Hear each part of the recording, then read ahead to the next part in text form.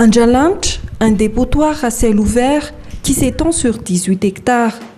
C'est ici où l'on dépose chaque jour les ordures de la capitale de Madagascar depuis 1960. La décharge devient source de revenus pour certaines personnes. On y puise des matières premières pour le recyclage. Depuis 2018, une société de compostage s'implante à Anjalanche. Juliette et sa famille travaillent ici depuis 5 ans. Elle assure la séparation des grumeaux du compost.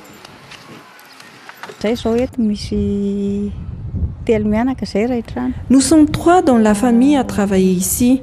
Nous transformons les ordures en engrais. On y gagne de l'argent. Ce n'est pas assez, mais reste tout de même utile.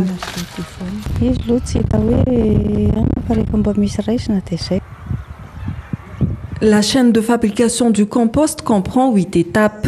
Il faut 3 à 6 mois pour un compostage par décomposition naturelle. Le compost, c'est de l'amendement.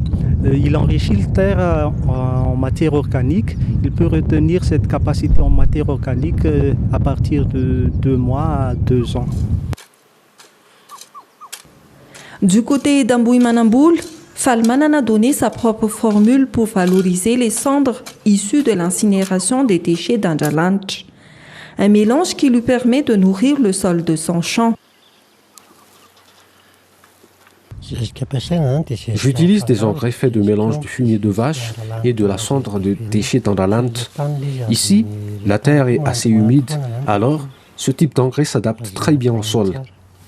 Pour le cas des autres agriculteurs, conserver l'humidité du sol devient un vrai casse-tête pendant la saison sèche. Nous avons de la chance d'avoir un terrain qui se trouve à côté de cette rivière.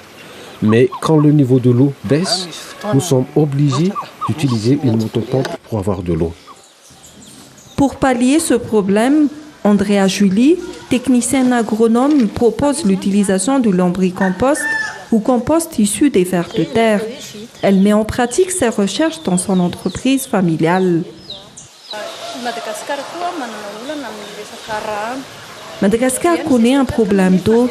Ainsi, l'utilisation de l'engrais biologique lombricompost aide à maintenir l'humidité du sol. Ainsi, il peut améliorer les rendements. Il joue également un rôle important dans la protection de l'environnement. L'utilisation des engrais biologiques est très prisée à Madagascar. Pour ces vendeuses de fleurs à Mpefulu, qui font la réputation de la capitale, les engrais naturels sont les meilleurs alliés. Nous avons ici des terreaux, des fumiers ou des mélanges. Nous ne vendons que des engrais naturels. Ils sont faits spécialement pour des fleurs. À Madagascar, la consommation d'engrais est encore faible par rapport aux autres pays africains. Les agriculteurs malgaches préfèrent encore les engrais naturels, plus sûrs et plus accessibles.